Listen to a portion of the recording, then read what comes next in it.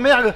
Pour l'instant, c'est un début de course plutôt rythmé, et surtout pour un Rock Duo. Et Artus Lacroix, il me semblerait deuxième et troisième. Ah, super départ de Harold. Oh, ça s'engage, attention Florian, là c'est la voiture de Charles, de Sebix, là avec Nicolas Béraud, je crois, il me semble qu'il est sorti garage, alors qu'Antoine Protin essaie de reprendre la place du podium. À l'image des Caterham, on reste sur des courses musclées très très viriles. Ah, super départ de Maxime Aparicio, de Harold Duro, qui essaye tout de suite de mettre un rythme soutenu pour créer un petit gap, parce qu'on sait que c'est un circuit avec beaucoup d'aspiration. Et on va en profiter de le pilote de la numéro 144, donc Arthur Despierres, malheureusement vous nous l'avez dit, n'a pas pu prendre part au départ. Il était deuxième sur la grille de départ et ça va être forcément un gros manque sur cette course ici ce matin au Mugello.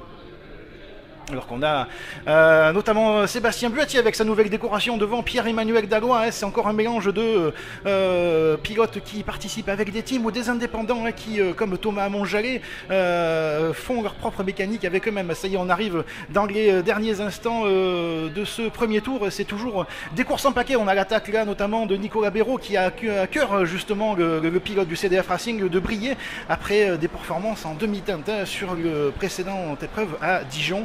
Là, Florian, on est parti pour 25 minutes de sprint absolu. Exactement, et on voit déjà que le groupe de tête met la pression pour récupérer la. Allez, c'est Harold Duro qui a réussi à prendre l'avantage là dans le dernier virage. Il me semble que c'est à Buccini. Et Artus également en profite pour passer en deuxième position. Ouais, vous le voyez, c'est des courses en paquet, ça y est, beaucoup d'aspiration, vous me disiez en antenne, vous le voyez, 4 de front.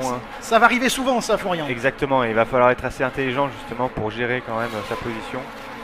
4 de front, 5 de front. 4, 5 même. Et on a Hugo Boucher avec la voiture jaune juste derrière qui essaye de faire l'extérieur sur Rock Duo. Et aussi on a à l'intérieur la voiture violette, Gabriel Bing, le jeune espoir, également d'autres jeunes espoirs. On a aussi Romain Argou qui est avec la voiture numéro 1, la voiture de Driving Concept.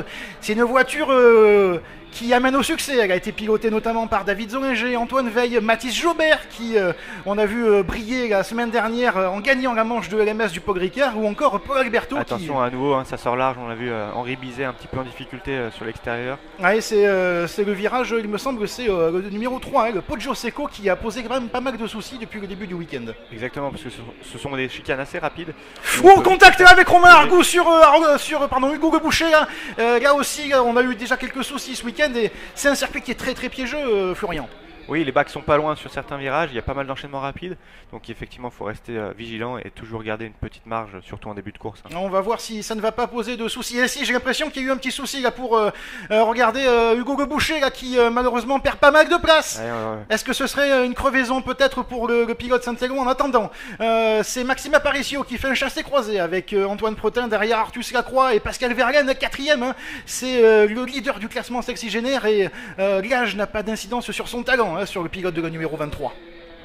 Vous avez vu, c'était le parfait exemple avec Harold qui a pris la tête dès le début de la première ligne droite et surtout ça n'a pas payé parce qu'il s'est retrouvé en 6ème position à la fin de cette ligne droite. Donc c'est là où on disait qu'il va falloir être un petit peu stratège. C'est un peu les caractéristiques de ce circuit, à la fois technique, mais il ne faut pas casser la vitesse, j'ai l'impression, sous peine de perdre énormément de place.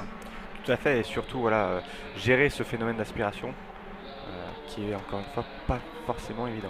Et pour rappel, il me semble qu'on avait pas loin de 10 voitures dans la seconde lors de la première séance qualificative. Exactement. C'est toujours très serré dans cette catégorie-là.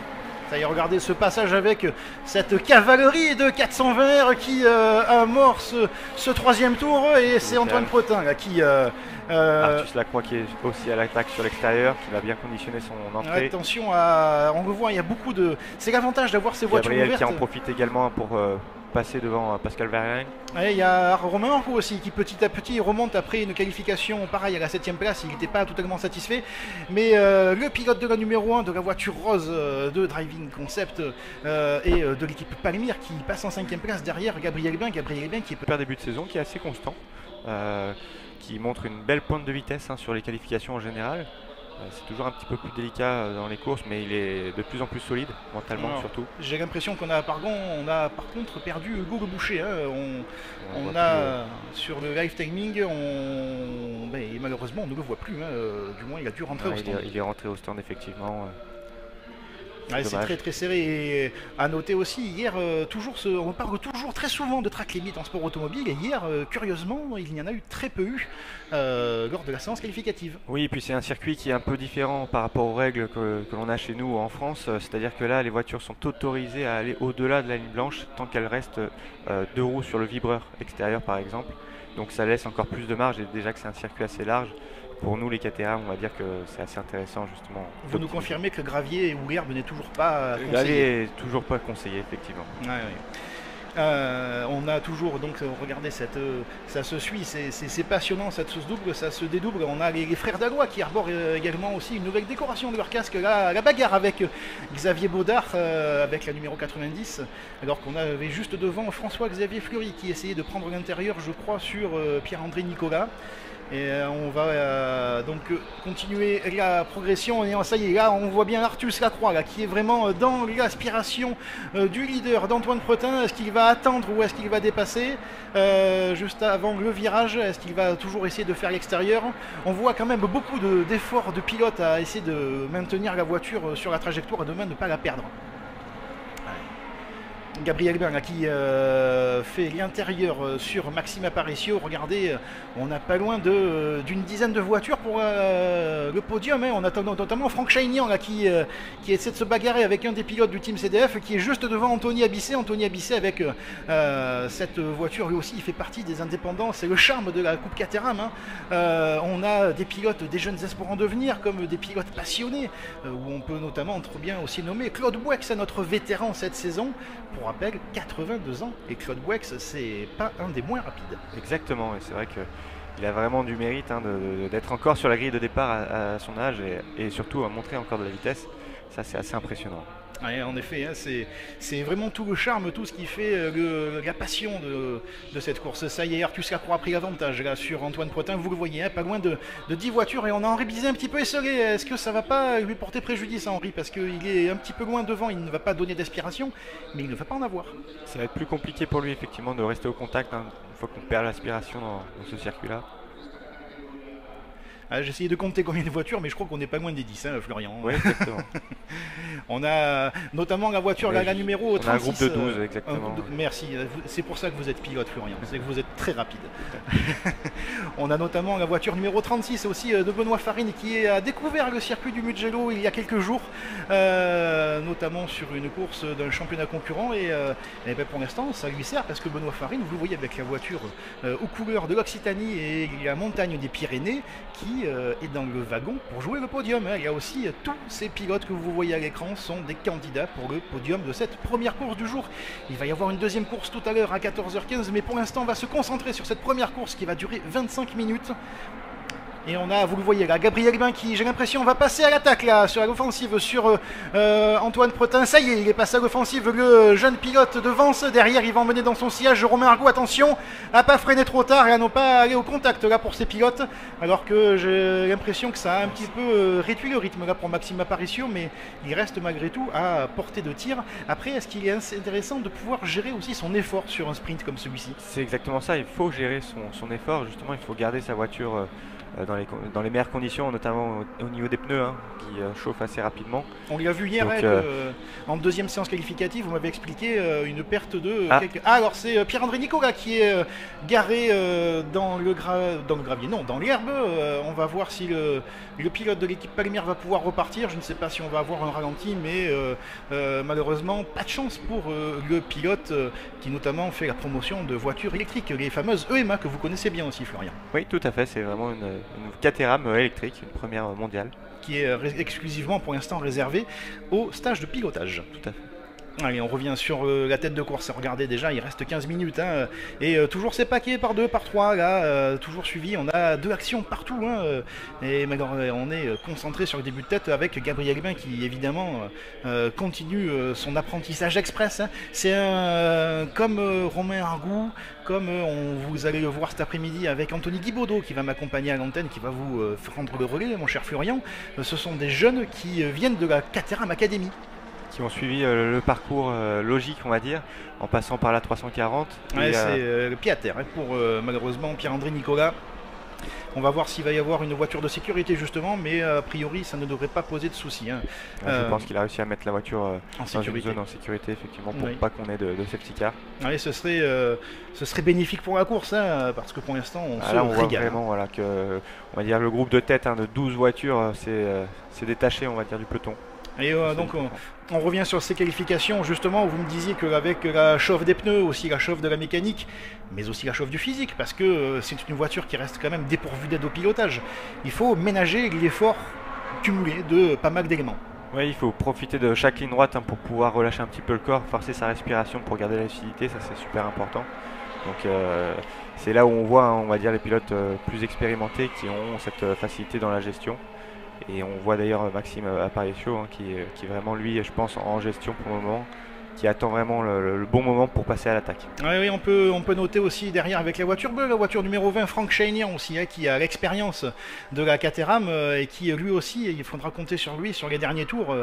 Attention évidemment à ne pas dépasser cette ligne, mais limite à ce que ça ne soit pas trop explosif justement. Tout à fait.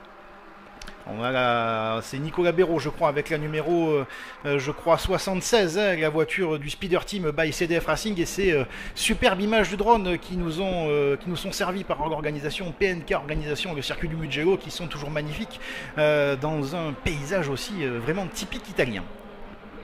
Et je vois d'ailleurs que Arthur Despierres a réussi à prendre le départ. Il remonte petit à petit. Hein. Ah oui, on le voit, vous le voyez si vous avez le live timing, vous le voyez sur votre écran gauche, la voiture numéro 144 qui passe. Signe le meilleur temps en course, hein, d'ailleurs en 2:05:021. Oh là là, il va s'en vouloir, je crois. Je pense que ouais, là il est remonté. Là, je pense que le pilote et l'équipe. Alors attention, ça commence à s'échauffer aussi devant. Là. On a pas mal d'attaques un petit peu là. Ça commence à, les esprits commencent à chauffer, ça commence un peu à piquer à l'intérieur. Mais attention, il reste 12 minutes. Florian, attention à ne pas dépenser trop d'énergie trop tôt, et surtout le but du jeu pour ce groupe c'est de ne surtout pas perdre l'aspiration. Attention, ça a freiné là, ça bloque. Et oui, contact entre les deux équipiers, entre Benoît Farine et Pascal Verlaine au niveau du virage 15. C'est dommage, c'est pas un endroit en plus où c'est très judicieux de s'attaquer parce qu'on a une grande ligne droite derrière, donc il vaut mieux être patient et justement bien conditionner sa sortie que de vouloir se jeter à l'intérieur, surtout qu'il reste 12 minutes de course. Donc là, c'est un mauvais choix de la part de Benoît. On en parlait justement, et on va peut-être la voir, cette voiture de sécurité qu'on redoutait tant, alors qu'on a toujours 4 de front là. Attention avec Romain Argout aussi qui est très optimiste sur le freinage là. Attention à ne pas aller au contact. Hein. C'est très très chaud là. J'ai l'impression que les esprits s'échauffent très très vite là. Et ça a fait un écart justement entre notamment la 5e voiture, 6e voiture entre Rock Duo et Anthony Abissé qui est juste derrière. Attention, et ça y est. Oh, contact là, aïe aïe aïe aïe aïe aïe. Ça a touché avec le Fouque Courciello. Aïe aïe, Romain Argout, attends, et oui. Je pense qu'il a un problème sur la voiture, ça fume énormément, ça doit être l'aile avant droite qui touche. Oui, donc là, aïe aïe aïe. On va peut-être avoir le droit, safety car. Voilà. Vous l'avez vu, les pilotes avec cette cage ouverte peuvent donner signe lorsqu'il faut ralentir. Et oui, forcément, explication entre les pilotes, incompréhension malheureuse, la Florian. Ouais, bah on l'a vu, hein, ça commençait un petit peu à s'échauffer effectivement, de plus en plus d'attaques dans des endroits pas forcément judicieux, donc c'était, on va dire, prévisible. Oui. Alors prévisible, on va dire que c'était, on n'est pas surpris. Exactement. Encore une fois, hein, c'est toujours plus facile d'analyser de l'extérieur que lorsqu'on est dans la voiture en plein milieu du peloton et qu'on veut justement garder sa position. Ça, c'est pas évident de garder la tête froide. Exactement, et puis nous aussi, on va peut-être reprendre notre respiration. On va notamment faire coucou à Caroline Marcoux, la compagne du directeur de MX Team, et également Tim Croison, Jérémy Croison, qui est présent sur le chat. Bonjour aux catéramistes, et bien écoutez, bonjour à vous tous.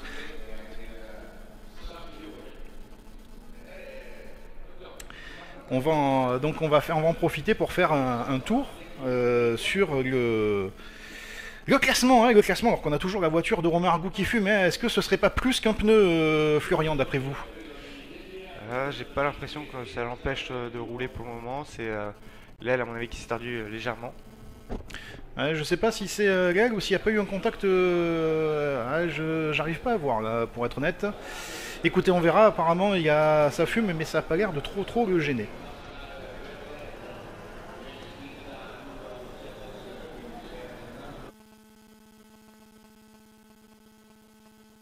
Et non, on n'a pas eu de replay du coup, on pensait avoir un replay, mais du coup, non, fausse alerte, on pensait avoir Anthony Abissé. Oui, on voit d'ailleurs fuite au niveau du radiateur. Il me semblait, ouais, le contact était assez fort. Hein. Et puis il y a eu un contact aussi un peu plus tôt en début de course. Ouais. On en profite, on a Frédéric Gabillon qui nous fait coucou sur le chat avec notamment Henri Moury, deux fidèles, deux cateramistes, comme le disait si bien Tim Croison. Alors qu'en effet, donc safety car et ça va être l'abandon pour le pilote numéro 1. Et ça va faire très mal au championnat quand même. Hein. Et oui, c'est dommage, Romain qui se battait vraiment aux avant-postes. Ouais, malheureusement, c'est l'abandon, le deuxième abandon de cette première course. Après, malheureusement, c'est Pierre-André Nicolas. Je sais pas si Pascal Verlaine a réussi à repartir. On l'a vu dans le bac à gravier tout à l'heure essayer de lutter. Je ne sais pas s'il a pu repartir, mais Benoît Farine, pareil, je pense qu'il va être ramené sur la piste. Mais pour l'instant, pour l'équipe Palmyre, c'est pas sous la course 1 n'est pas le meilleur résultat de l'année pour l'instant, malheureusement. Après, il reste encore quelques minutes pour cette première course, alors que les voitures sont évacuées en sécurité par les commissaires, encore une fois, efficaces du circuit italien. Florian, on le voit, ce circuit est atypique. Hein. Il a notamment accueilli il y a quelques saisons de ça la Formule 1. Il accueille surtout le MotoGP. C'est un circuit de MotoGP. Et pour la petite anecdote, vous voyez la numéro 46 qui est en train de passer, la voiture d'Alain Girardot. Non, ce n'est pas Valentino Rossi, même si la déco s'y rapproche. Oui, qui fait plaisir à voir dans le paddock, hein, qui a eu pas mal de prises de photos. Et on le voit, ça y est, Arthur Despierres avec le numéro 144 qui a réussi à reprendre la piste. Par contre, pour Arthur Despierres, cette voiture de sécurité, elle est bienvenue. Tout à fait, ça lui a permis de recoller un petit peu les pilotes qui étaient devant lui. On voit qu'il est en 24e position, hein, donc rien n'est terminé pour lui pour essayer de grappiller encore quelques places à la relance. Alors et limiter la casse. On attend de voir ce qui s'est passé, ou du moins c'est quand est-ce que la course va repartir. On va notamment souligner le retour, hein, ou du moins l'arrivée en 420 du numéro 55, Bertrand Semaille avec la voiture noire de l'équipe Palmyre. Ça y est, les feux sont éteints, Florian, ça commence à chauffer, et ça commence à chauffer dans les têtes aussi, je crois. Donc là ça va être intéressant, hein, de voir la stratégie adoptée par Antoine Pretin pour la relance. Allez, la ligne droite est longue. On voit qu'il patiente, hein. Je pense que ça va relancer vraiment au dernier moment. La ligne droite est longue, hein. Et ça va reprendre. Et on voit déjà qu'il y a des pilotes, hein, qui sont un petit peu détachés. Et là, malheureusement, ça va être compliqué, hein, s'ils ne restent pas au contact. Et c'est très important d'avoir l'avance. Regardez, là, les 5 premiers, il faut que Franck reste vraiment au contact. Il faut que tous les pilotes se resserrent pour pas se faire surprendre justement à la relance. Et à préciser qu'il ne faut pas dépasser avant la ligne de chronométrage, sous peine de pénalité. Tout à fait, il ne faut pas dépasser, mais il faut vraiment être prêt à surgir après cette ligne. Ça fait beaucoup d'éléments quand même, hein, pour un pilote. Après, ça va peut-être aussi bénéficier à Henri Bizet, qui a pu devenir finalement. Il patiente vraiment le dernier moment, Antoine, on voit à l'écran. Par contre, Henri Bizet, j'ai l'impression qu'il a perdu du temps, parce que je crois qu'il y a François-Xavier Fleury, Francis Châtelain et Sébastien Buatier qui sont passés devant le pilote de la numéro 9. Allez, dans quelques instants, le départ, regardez, il prend son temps, hein, Antoine. Hein. Tout à fait, il va attendre vraiment d'avoir plus ou moins les roues droites pour accélérer au dernier moment. Ça peut aider. Ça peut aider. Et ça y est, c'est reparti.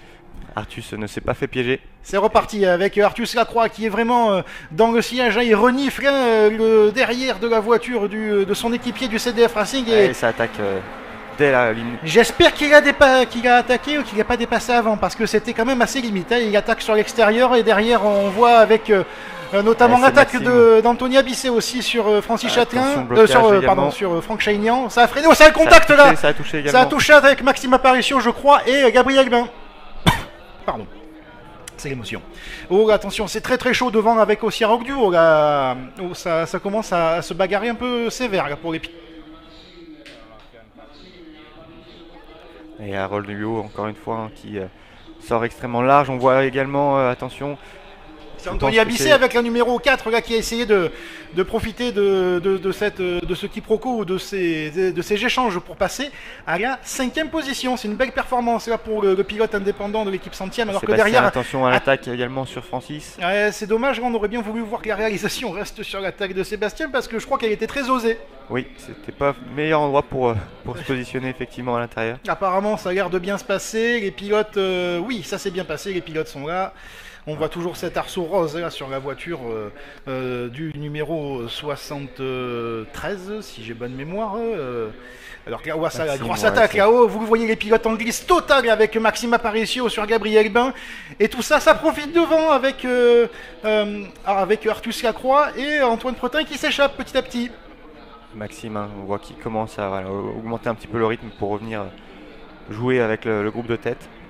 Ouais, et on a vu Arthur Despierres qui est bien remonté également. Arthur Despierres qui est remonté 21e. Donc, allez, c'est fort, hein, il va s'en mordre les doigts, je pense, le jeune pilote.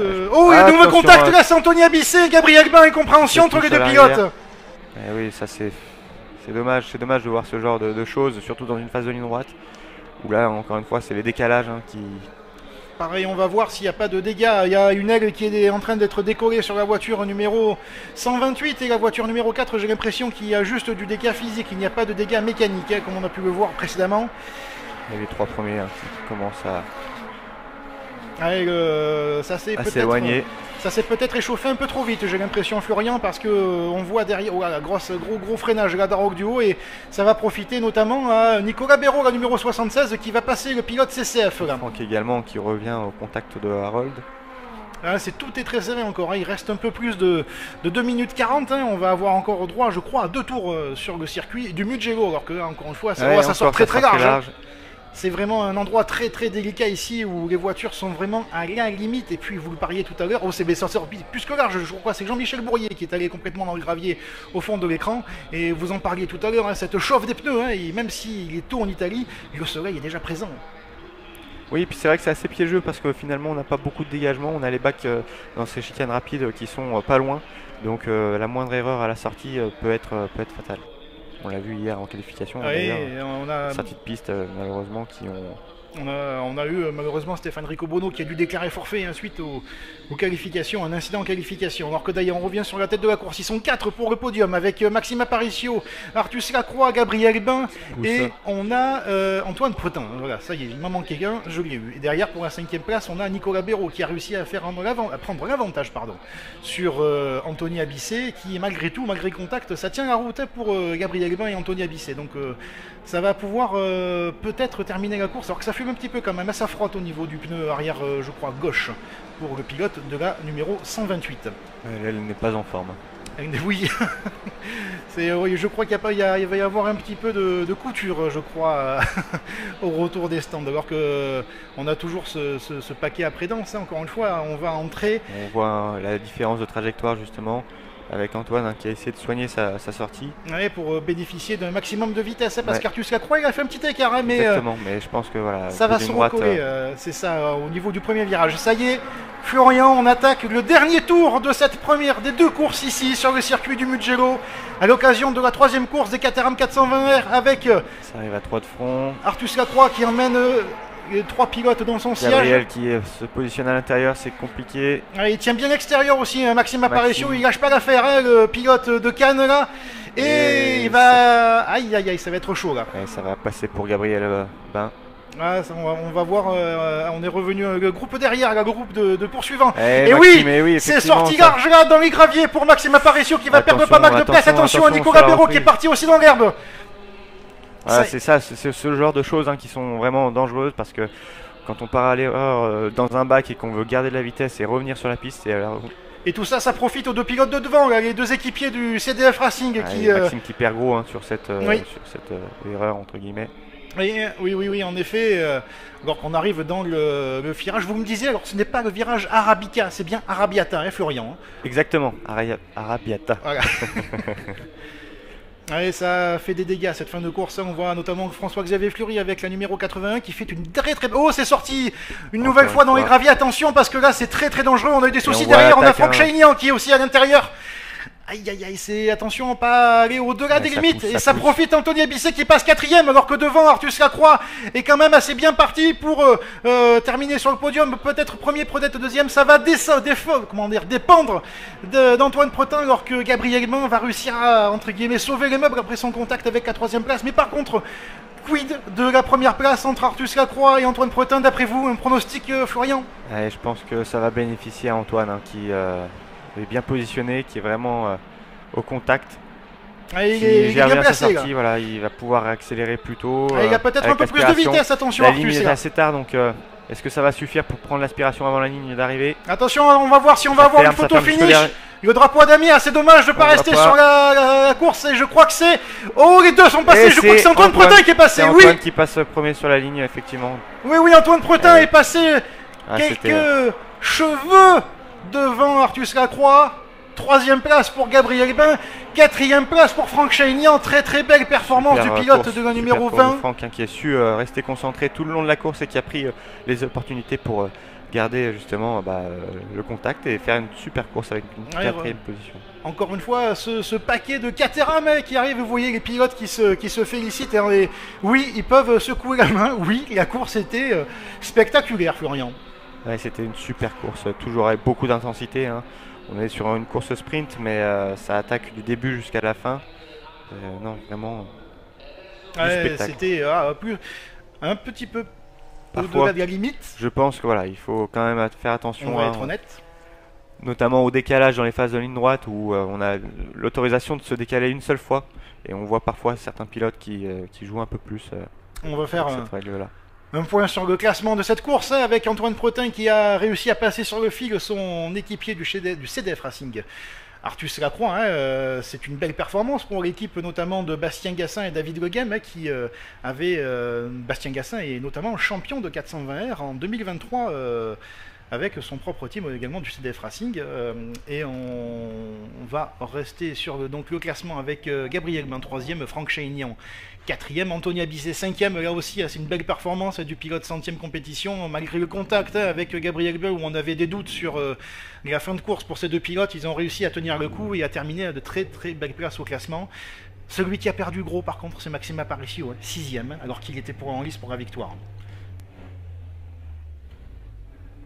7e place pour Sebix devant Harold Duo, Nicolas Béraud et François-Xavier Fleury. Les meilleurs moments de cette course avec le départ, et c'est Maxime Aparicio qui avait réussi le meilleur envol devant Antoine Pretin, Gabriel Bain, alors que derrière ça a chauffé, notamment avec Thomas Monjalet et Guillaume Dallois. Vous le voyez aussi avec ces paquets denses de Caterham qui sont compactés, et ce qui fait le charme de ces courses de voitures sans aide au pilotage. Beaucoup d'actions en début de course, notamment avec ce contact entre Romain Argout et Arroc Duo, c'est ça, et malheureusement pour Arroc Duo, c'est Hugo Le Boucher, Hugo Le Boucher, qui est effectivement... autant pour moi, c'est Hugo Le Boucher qui a malheureusement... quelques dégâts sur sa voiture, parce qu'on a vu quelques tours après qu'il rentrait dans les stands. Et il a dû malheureusement déclarer mettre pied à terre pour cette course, alors qu'on va revenir sur la tête de la course, et cette bagarre qui nous aura tenu en haleine jusqu'au bout, avec ces 4, 5, 6, 7, 10, 12 pilotes là pour le podium. Et on va revenir dans quelques instants, notamment sur le fait majeur de cette course, avec l'incident qui va mener, alors pas l'incident du drapeau jaune, mais l'incident qui va mener au retrait de Romain Argout, un des favoris au championnat, qui est entré en contact avec notre pilote, et on va surtout revenir avant dans quelques instants. Vous le voyez, ça ne fait que se dépasser du freinage, et voilà l'incident qui va déclencher la voiture de sécurité, c'est l'incident entre Benoît Farine et Pascal Verlaine, et l'autre incident avec le contact malheureusement fatal pour Romain Argout qui doit s'arrêter et poser pied à terre. À la relance, là aussi c'était chaud avec Antoine Pretin qui devait bloquer les pneus pour ne pas venir entrer en contact avec un de ses équipiers pour la tête de course, et on va voir cet autre incident aussi, cette incompréhension entre Anthony Abissé et Gabriel Bain. Quand même l'impact a dû être très fort, parce qu'on a vu la voiture numéro 4 voler quand même. Ouais, ça a dû les secouer légèrement à l'intérieur du... Secoué, c'est le mot, et cette fin de course avec toujours ce virage numéro 3, Poggio Secco, qui aura quand même posé pas mal de soucis pour les pilotes. On a vu beaucoup de pilotes partir à l'erreur, et c'est attention, voilà, c'est ce genre de retour qui est très difficile à gérer quand on est derrière, justement parce qu'on ne sait pas vraiment où se positionner. Et cette arrivée avec Antoine Pretin sur le fil à la photo finish, mon cher Florian, devant son équipier Artus Lacroix, 3e place pour Gabriel Bain, alors que vous voyez 3 autres voitures derrière. C'est le classement des sexygénaires. Et si on en devine le classement, je crois que c'est Francis Châtelain qui a gagné la course devant, je crois... Alain Gérardo, et alors, ensuite... ce n'est pas Valentino Rossi, on est bien d'accord. Exactement. Ça commence à débriefer à chaud, Artus Lacroix qui... Vous le voyez, hein, ça parle en geste, hein, c'est le langage universel de la course automobile, pas qu'en Italie évidemment, où on adore aussi parler avec les mains. Mais c'est la Caterham, c'est une voiture qui se pilote beaucoup au feeling. Ouais, là, ça débriefe à chaud, c'est toujours sympa de voir ce genre d'image. Ouais, la félicitation du team Saint-Éloi Racing de SV Automobile avec Gabriel Bain, on voit les mécanos, on voit la famille aussi de Gabriel qui... Gabriel Bain qui fait, on peut le dire, une course solide encore une fois, hein, qui reste voilà, sur une belle 3e place. Et pour ceux qui suivent le sport automobile en général, vous l'avez vu avec le petit pull gris là, juste à droite de votre écran. Oui, c'est bien lui, c'est bien Sami Megetounif, le pilote de F2, le pilote Trident Racing, qui est venu prêter main forte au pilote du CDF voilà, Racing. Qui apporte son expertise pour la partie coaching du team. J'ai l'impression que ça fonctionne. On va voir le podium dans quelques instants, alors qu'on a à la 3e place la voiture numéro 12, la voiture des faux du volant avec Arnaud Griffon qui est en train apparemment de plaisanter, notamment, ça ne m'étonne pas du personnage, il est en train de plaisanter avec les commissaires, et évidemment, surtout vous qui vous occupez notamment du team CCF, mon cher Florian, ça vous fait plaisir de voir un pilote du team CCF réaliser une belle performance, surtout comme pilote comme Arnaud Griffon, hein, une des figures, un des personnages emblématiques de cette 420R. Ouais, c'est vraiment pour le coup un personnage qui est agréable à voir sur la piste et surtout en dehors avec sa joie de vivre. Donc ça c'est toujours... on a toujours de bonnes discussions avec Arnaud. Tout à fait, et puis voilà, ça ramène un peu de bonne humeur dans le paddock et ça c'est toujours bon. Ouais, vous me disiez en antenne aussi, Florian, hein, c'est ce côté ambiance, ce côté... il y a la compétition en piste, il y a et ça on l'a bien compris, mais il y a l'après et c'est tout aussi important pour l'ambiance au général. C'est ça, tout à fait. C'est vraiment un ensemble et pourvu que ça dure. Ouais, pourvu que ça dure, en effet. Voilà, la famille, on a notamment le papa de Romain Argout qui est venu féliciter les autres pilotes. On a Anthony Thibaudot aussi, que vous aurez, qui va prendre votre relais pour la course de cet après-midi, mon cher Florian. Le podium met du temps à se mettre, j'ai l'impression. Ouais, là on voit que du coup, voilà, c'est filmé jusqu'au bout. Oui, alors c'est bien un drone qui filme. Vous me posez la question, mais c'est bien un drone. Voilà, c'est un drone qui filme. Ce n'est pas quelqu'un qui est en parachute et non, qui... tout à fait. On voit l'image qui est assez stable. Oui, c'est bien, c'est pratique pour un drone.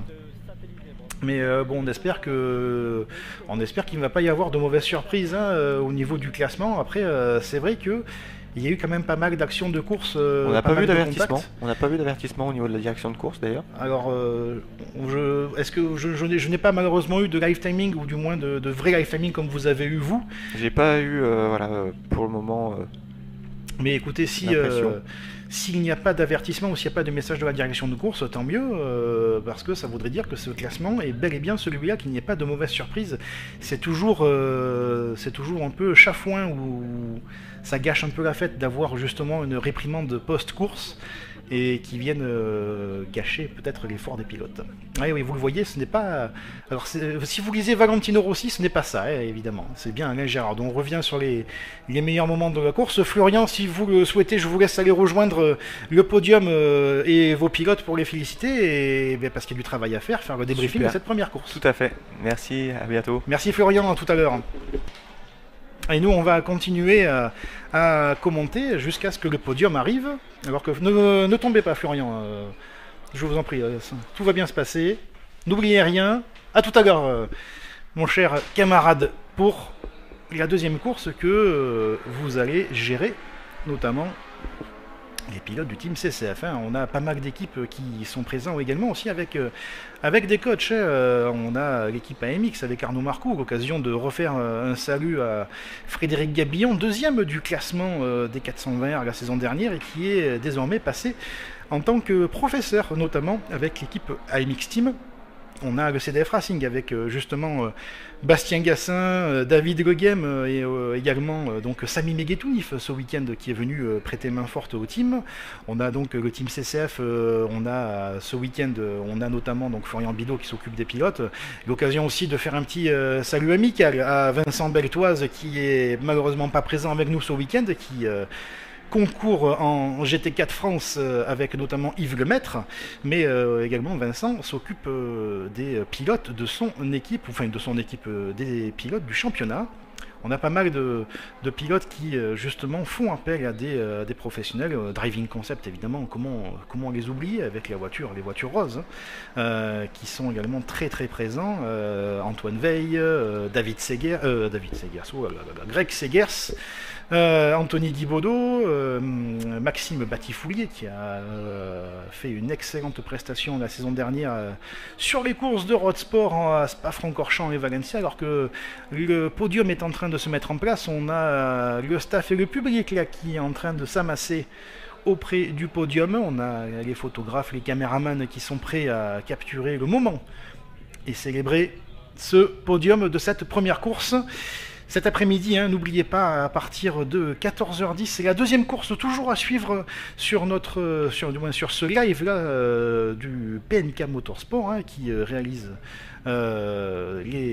qui filme du coup les courses de ce week-end du Mugello Racing Weekend. Et ça va être aussi l'occasion de parler un petit mot également de l'après du championnat. Il y a encore pas mal de manches, c'est un calendrier qui compte 7 rendez-vous cette saison. Et le prochain sera un des plus importants de l'année avec du 23 au 25 mai le Grand Prix Camion du Castellet, où Caterham Motorsport France sera présent avec les 4 championnats Académie Road Sport 340R et 420R. Alors que ça y est, les pilotes sont arrivés sur le podium avec Gabriel Bain à la 3e place, qui est félicité par l'ensemble du public présent au pied du podium. Artus Lacroix, ça y est, podium pour le pilote du CDF Racing. Et enfin vainqueur une fois encore cette saison, Antoine Pretin, qui vraiment cette année est impressionnant au volant. Il y était déjà avant. Alors qu'on a la Marseillaise.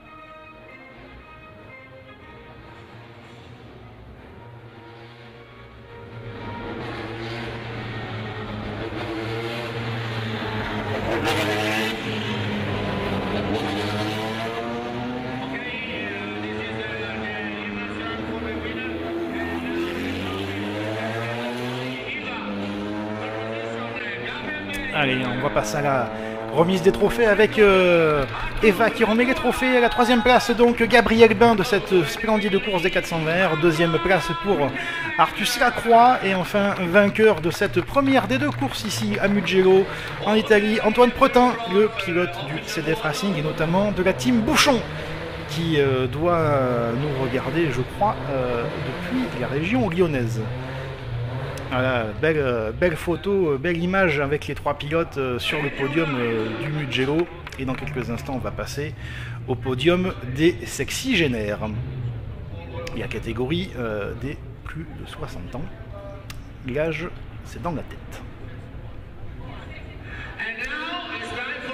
Voilà, on va...